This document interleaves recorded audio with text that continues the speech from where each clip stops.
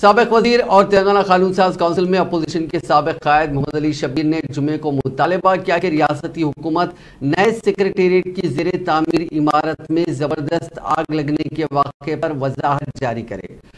شبیر علی ان کے علاوہ T P سی C کے سینئر نائب صدر ڈاکٹر ملو روی، کارگزار صدر M Anjan Kumar Yadav, Khairatabad D C C کے صدر ڈاکٹر روہن ریڈی اور دیگر قائدین کو پولیس نے اس وقت گرفتار کر لیا جب انہوں نے نقصان کا جائزہ لینے کے لیے نئے سیکریٹریٹ کا دورہ کرنے کی کوشش کی۔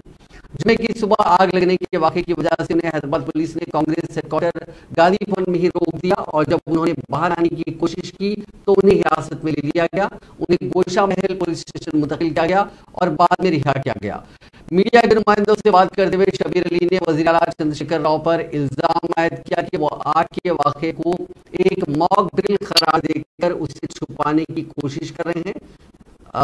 ریونت ریڈی نے جو ٹی پی سی سی کے صدر ہیں انہوں نے ایک فیکٹ فائنڈنگ کمیٹی تشکیل دی ہے جس کی صدارت محمد علی شبیر کر رہے ہیں۔ اس کمیٹی کو ذمہ داری دی گئی ہے کہ وہ نئی سیکریٹریٹ کی عمارت کو پہنچنے والے نقصان کا جائزہ لیں اور اس پر ایک رپورٹ جاری کریں۔